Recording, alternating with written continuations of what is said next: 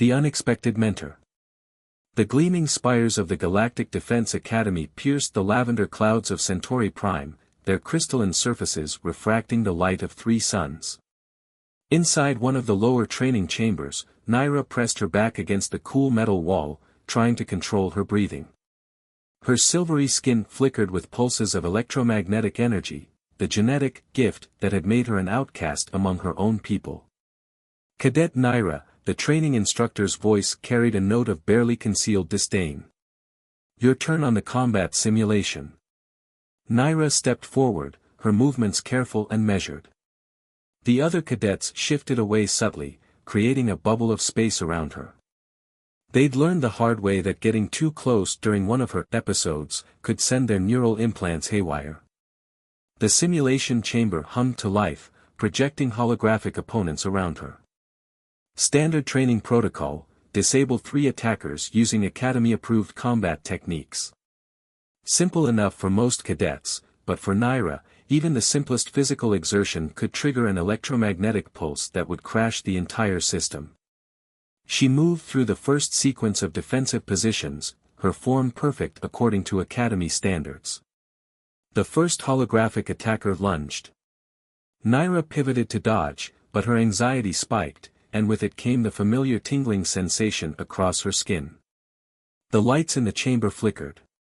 Control yourself, cadet, the instructor barked. This is a combat simulation, not a power fluctuation test. The other cadet snickered. Naira felt her cheeks burn with embarrassment, which only made the electromagnetic pulses worse. The second attacker's projection started to glitch, its form distorting as her uncontrolled energy interfered with the holographic matrix. Simulation terminated, the computer announced. The projections vanished, leaving Naira standing alone in the chamber, her skin still crackling with unspent energy. This is the 3rd failed attempt this week, the instructor said, making notes on his datapad. Cadet Naira, the Academy has made considerable accommodations for your condition.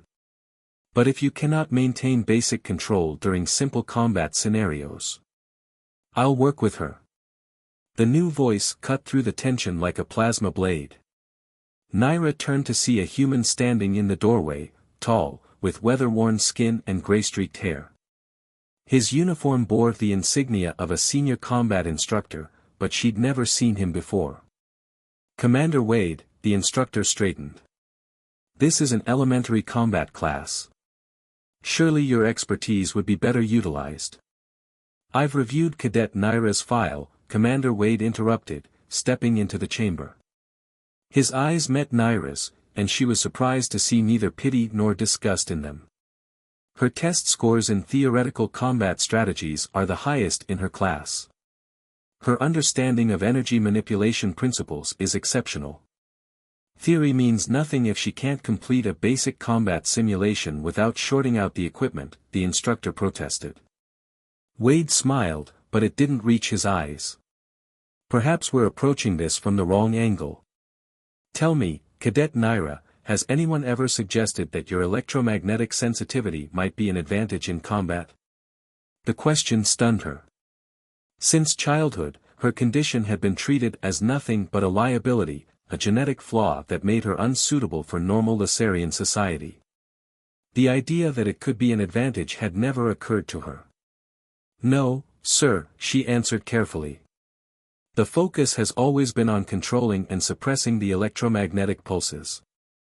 Suppressing natural talents rarely leads to success, Wade said, walking around her thoughtfully. What if, instead of fighting your body's natural responses, you learn to channel them? The instructor's face reddened. Commander Wade, with all due respect, the Academy's combat protocols are standardized for a reason. We can't have cadets developing random, uncontrolled fighting styles. The Academy's primary mission is to develop effective defenders for the galaxy, Wade countered. Sometimes that requires thinking beyond standard protocols. He turned back to Naira. Would you be willing to try a different approach to your training? Naira felt the eyes of every cadet on her. This was more than just an offer of extra training, it was a chance to transform her greatest weakness into something else entirely. The electromagnetic energy under her skin pulsed with possibility. "Yes, sir," she said firmly. "I would." Wade nodded, satisfaction flickering across his weathered features. "Good. Meet me in Training Chamber 7 at 0500 tomorrow. And Cadet?" He paused at the doorway. "Don't try to suppress your energy pulses before you arrive. We're going to need them." As he left, Naira felt something she hadn't experienced in years: hope. The other cadets were whispering among themselves, and the instructor was making disapproving notes on his datapad, but for the first time since joining the academy, she stood tall, letting the energy flow through her without shame. Tomorrow couldn't come soon enough. Defying physics. Training Chamber 7 was unlike any other facility Naira had seen in the academy. Instead of the standard holographic projectors and combat drones, the room was filled with obsolete electronic equipment, discontinued security systems, and what appeared to be primitive Earth technology. Commander Wade stood in the center, manipulating a holographic display. "Right on time," he said without looking up. "How are your energy levels?" "Unstable," Naira admitted. She hadn't suppressed her electromagnetic field as instructed, and her skin was crackling with visible energy. "I apologize if I damage any equipment." "Stop apologizing for your natural state," Wade interrupted, finally looking up. "The first rule of our training, your electromagnetic sensitivity is not a flaw to be corrected. It's a tool to be mastered." He gestured to the array of equipment surrounding them. "Every piece of technology in this room is shielded against electromagnetic interference. You can't damage them, so don't hold back." Naira nodded, though anxiety still churned in her stomach. "What's our first lesson?" "Understanding your power," Wade said, approaching a nearby console. "Most combat instructors try to teach you to fight like a typical Lasarian. But you're not typical, are you?" "No, sir." "Then why should you fight like one?" He pressed a button, and a simple training drone activated. Standard combat robots are heavily shielded against electromagnetic interference. Your previous instructors saw this as a problem: you couldn't practice without risking equipment failure. I see it as an opportunity. The drone advanced toward them, its movements precise and mechanical. Wade stepped back. "Disable it." Naira fell into a defensive stance, preparing to execute standard combat maneuvers, but Wade shook his head. "Not like that. Use your energy. Feel the drone's electronic systems. Your electromagnetic sense isn't just broadcasting, it's receiving too. You can feel the electrical patterns of any active system around you." She hesitated, then closed her eyes, focusing on her electromagnetic awareness. The drone's presence became clear, a complex pattern of energy and current, each system interconnected. As it moved closer, she could feel its shield frequencies adjusting. "The shield is dynamic," she said, surprised. "It's modulating to prevent interference." "Exactly," Wade smiled. "Now, what happens to a dynamic shield when it tries to adjust to a randomly fluctuating electromagnetic field?" Understanding dawned. Naira stopped trying to control her energy pulses and instead let them flow naturally, erratic and unpredictable. The drone's shield struggled to compensate, creating microscopic gaps in coverage. With a surge of concentration, she directed a focused pulse through one of these gaps. The drone stuttered, its movements becoming jerky before shutting down completely. "Impressive," Wade nodded. "You didn't just overpower the shields, you found their weakness and exploited it. That's real combat thinking." Over the next several hours, Wade introduced increasingly complex scenarios. Naira learned to sense different types of shielding, to identify vulnerable systems, and to modulate her electromagnetic pulses with previously impossible precision. "Your condition gives you an advantage most warriors would kill for," Wade explained as they took a break. "You don't just see your opponents, you feel their technology, their defenses, their vulnerabilities. In an age of increasingly sophisticated combat systems, that's invaluable." But it's not traditional combat, Naira said, voicing the doubt that had been nagging at her. The Academy. The Academy teaches standardized techniques because they work for most cadets, Wade interrupted. But the greatest warriors in history didn't succeed by following standard procedures. They succeeded by understanding their unique strengths and building their combat style around them. He stood, gesturing to the disabled drones scattered around the chamber. Tomorrow, we'll start working on combining your electromagnetic abilities with physical combat techniques. Your energy sensitivity affects your nervous system, doesn't it? Makes your reactions faster, more intense. Naira nodded. It was another aspect of her condition that had always been treated as a problem. Her enhanced reflexes made it difficult to perform precise movements according to Academy standards. Good, Wade grinned. Then we're going to develop a fighting style that takes advantage of those enhanced reflexes. Something entirely new. As Naira left the training chamber that evening, her mind was buzzing with possibilities. For the first time, she felt not just hope, but excitement about her future at the Academy. She was so preoccupied that she almost collided with a group of senior cadets in the hallway. "Watch it, Glitch," one of them sneered, using the derogatory nickname that had followed her since arrival. But this time, Naira didn't flinch or apologize. She straightened her shoulders, letting a small electromagnetic pulse ripple across her skin. The cadet stepped back instinctively. "Excuse me," she said calmly, continuing past them. Their whispers followed her down the corridor, but they no longer had the power to hurt her. Commander Wade was right, she wasn't effective. She was different. And different, she was beginning to understand, could be powerful. The quantum breach. In the 3 months since Commander Wade began her specialized training, Naira had transformed from an outcast into something entirely new. Her unique combat style blended electromagnetic manipulation with enhanced physical responses in ways that defied conventional military doctrine. Even her harshest critics couldn't deny the results. The examination hall buzzed with anticipation as Naira prepared to demonstrate her abilities to a delegation of military officials. She stood in the center of the chamber, surrounded by 12 training drones, twice the standard number for qualification tests. "Begin sequence," Wade's voice carried from the observation deck.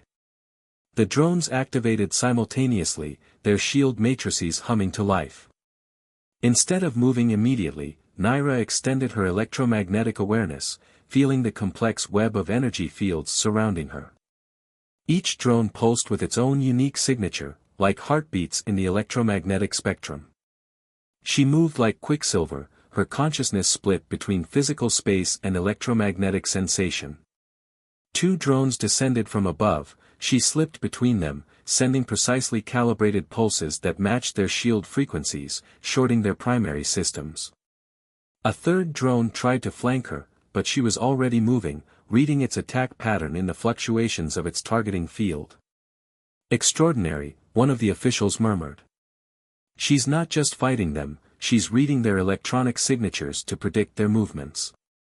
4 minutes later, all 12 drones lay deactivated, their systems temporarily overloaded by precisely targeted electromagnetic pulses. Naira stood in the center, her silver skin glowing with controlled energy. "Combat evaluation complete," the Academy AI announced. New record established for non-standard combat qualification. The applause was interrupted by a shrill alarm that echoed through the chamber. Red emergency lights bathed everything in a crimson glow. Multiple quantum phase signatures detected, the AI's voice shifted to emergency protocols. Unidentified vessels breaching Academy defense perimeter. "This is not a drill." Wade's expression hardened as tactical displays materialized around them. 5 ships had appeared inside the Academy's outer shields, their quantum drives allowing them to bypass traditional defenses. Already, boarding pods were launching toward the main structures. "Quantum pirates," an admiral spat the words. "They've been hitting military installations across 3 sectors, but they've never dared strike the Academy directly." Naira studied the tactical displays, watching as conventional weapons fire passed harmlessly through the phase-shifted vessels. Their quantum technology allowed them to exist partially out of sync with normal spacetime, making them virtually invulnerable to standard defenses. But something about their energy patterns caught her attention. "Commander," she called out, her mind racing. "Their quantum drives, they're maintaining phase stability through electromagnetic field manipulation, aren't they?" Understanding dawned in Wade's eyes. "Yes, they have to keep their electromagnetic fields precisely calibrated to maintain quantum phase coherence." "Then they're not invulnerable," Naira said, her skin beginning to crackle with energy. "They're just using a more sophisticated version of shield harmonics. And I specialize in disrupting those." "It's suicide," one of the officials protested. The amount of electromagnetic interference needed to disrupt quantum field coherence at that scale would be impossible for any normal person or machine, Wade interrupted. "But we happen to have someone who specializes in the impossible." He turned to Naira. "This isn't a training exercise. The risk to you would be extreme." Through the windows, they could see more boarding pods breaching the Academy's perimeter. In minutes, quantum-phased pirates would be materializing through walls and shields, unstoppable by conventional means. Her fellow cadets would be defenseless. "My whole life, people have called my condition dangerous," Naira said, watching the tactical displays. "Maybe it's time to prove them right." Wade studied her for a moment, then nodded sharply. "The primary electromagnetic broadcast array is in the Defense Control Center. From there, you could extend your range to cover the entire Academy." "Sir," she hesitated. "I've never attempted anything close to this scale. The energy required. I might not be able to control it." A slight smile crossed Wade's weathered face. "Sometimes victory requires embracing chaos. Let's show these pirates what happens when they underestimate the power of being different." As they raced from the chamber, alarms still blaring around them, Naira felt an unfamiliar sensation replacing her usual anxiety, anticipation. For the first time in her life, her supposedly defective genetics might be exactly what was needed to save lives. Rising storm. The Defense Control Center resembled a war zone when Naira and Commander Wade arrived. Holographic displays filled the air with ghostly images of quantum-phased pirates moving through solid walls and energy shields.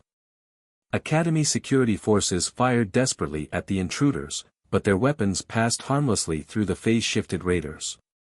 "Primary broadcast controls," Wade directed, leading Naira to a central console amidst the chaos. "The pirates have already taken 2 auxiliary control stations. These aren't common raiders. Their quantum phase technology is far more advanced than anything we've encountered."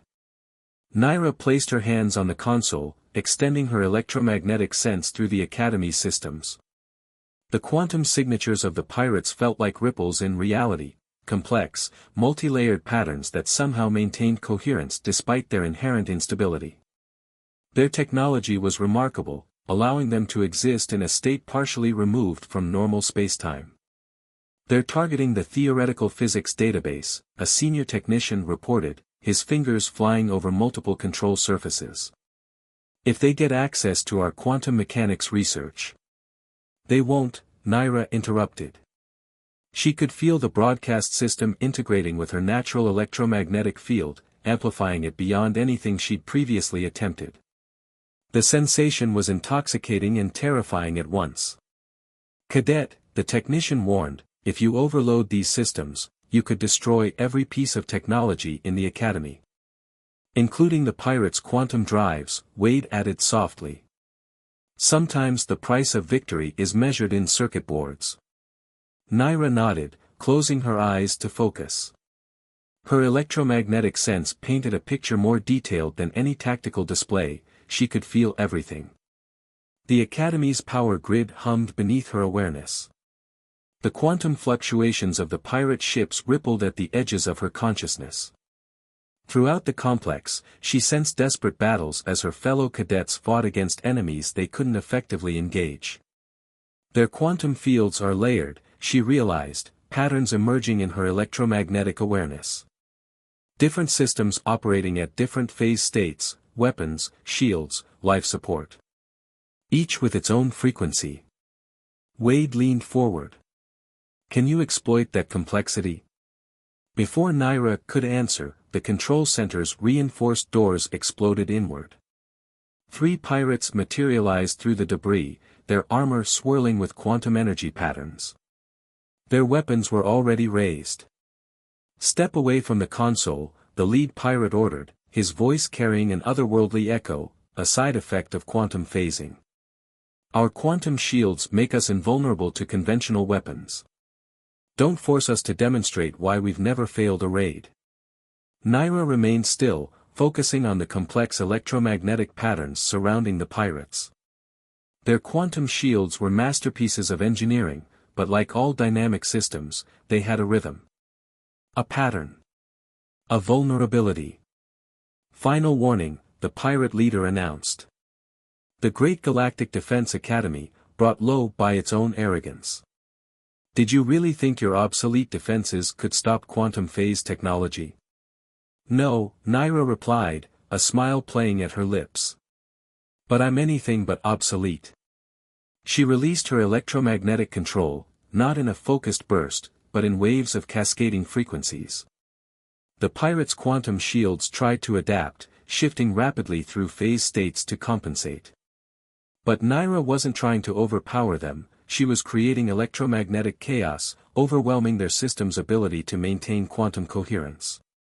The pirates' forms began to flicker and distort. What are you doing?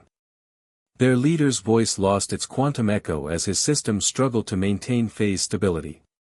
Exactly what I was trained to do, Naira answered, her voice steady despite the strain. Turning a supposed weakness into a weapon. With a final surge of effort, she synchronized her electromagnetic pulses with the Academy's broadcast system. Energy coursed through her body, more power than she'd ever channeled. Throughout the Academy, quantum-phased pirates suddenly found themselves forcibly shifted back to normal space as their sophisticated technology failed under the electromagnetic onslaught. In the control center, the 3 pirates solidified fully, just in time to meet a barrage of very conventional, very effective stun blasts from Wade and the security team. All hostile quantum signatures destabilizing, the Academy AI announced. Intruders reverting to standard phase. Security teams moving to contain. Naira's legs buckled as the strain caught up with her. Wade caught her before she could fall, helping her to a nearby chair. Easy, he said softly. That was quite a light show. Did it work? She asked, her voice hoarse. The ships. See for yourself. The tactical displays showed the pirate vessels, their quantum drives offline, now fully visible to conventional sensors. Academy defense ships were already moving to intercept. You did it, Wade smiled. You saved the Academy. Naira looked at her hands, still crackling with residual energy. No, she corrected him. We did it. You taught me to stop hiding what I am. To stop trying to be normal. Normal is overrated, Wade replied, watching as security teams reported success after success in capturing the now vulnerable pirates. The galaxy doesn't need more normal. It needs people willing to be exactly who they are, especially when who they are defies expectations. Beyond limitations. The Academy's ceremonial hall gleamed under the light of 3 suns, its crystalline architecture refracting the morning light into countless rainbow patterns. 2 months after the quantum pirate incident, representatives from every major species in the Galactic Alliance had gathered for what the media was calling a paradigm shift in military education. Naira stood in the preparation chamber, adjusting her new instructor's uniform. Her silver skin rippled with electromagnetic energy, no longer suppressed, but flowing naturally like a part of her being. The mirror reflected someone she'd finally learned to recognize, not a defect, but a pioneer. Having second thoughts. Commander Wade appeared in the doorway, his weathered face bearing a knowing smile. About speaking to the entire Galactic Defense Council. Terrified, she admitted. But not about what I'm going to say. Wade nodded, understanding in his eyes. You know, when I first suggested the Advanced Adaptation Division, I expected months of bureaucratic resistance. Instead, they fast-tracked everything. Funny how stopping an unstoppable enemy changes perspectives. The Academy's response to the pirate attack had been swift and unprecedented. Instead of treating Naira's success as an anomaly, they recognized it as a wake-up call. The incident had sparked a complete review of their approach to non-standard abilities. They're ready for you, an aide announced. Naira took a deep breath and stepped onto the stage. The assembled crowd included not just current Academy members, but prospective students, many bearing genetic variations or unique abilities that would once have disqualified them from service.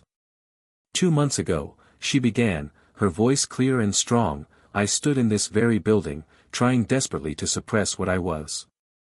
Like many of you, I believe my differences made me dangerous. Defective. Wrong. She paused, letting her electromagnetic field create subtle auroras in the air around her. I've never been so happy to be proven wrong. A ripple of appreciative laughter moved through the crowd. We live in an age of wonders, she continued, gesturing to the tactical displays showing footage from the pirate attack. Quantum phase technology. Dimensional shifting. Reality manipulation. Our enemies evolve, adapt, find new ways to threaten peace. And yet, we clung to traditional combat forms, standard abilities, normal approaches. The lights dimmed slightly as she allowed her electromagnetic field to expand, creating dancing patterns above the audience. The pirates who attacked us thought their quantum phase technology made them invincible. They failed to consider that what they saw as a disadvantage, my electromagnetic condition, could be their undoing. They forgot the most important lesson in combat: true strength isn't about having the most powerful weapons. It's about using what you have in ways your enemy never expects. She turned to where a group of new cadets waited, beings who would have been rejected by the old academy. A crystalline whose body refracted energy in unexpected ways. A quantum-touched human whose molecular structure randomly phased. A Solarian who generated intense heat but couldn't control it yet. Today, we announced the creation of the Advanced Adaptation Division. A new branch of the Academy dedicated to students with unique abilities. No more forcing extraordinary people into ordinary molds.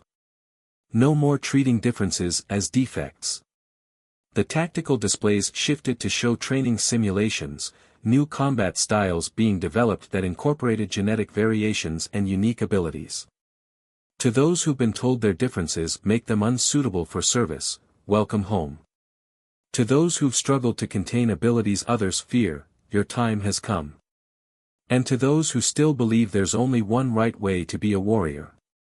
She smiled, letting her electromagnetic field pulse visibly. Prepare to be amazed. The hall erupted in applause. Wade, watching from the side, felt pride swell in his chest. Naira had become more than just a successful student, she was revolutionizing how the Academy approached combat training. Later, after the ceremony, Naira found Wade in their old training chamber. He was examining the scorch marks her early attempts at control had left on the walls. Keeping these as a souvenir, she asked.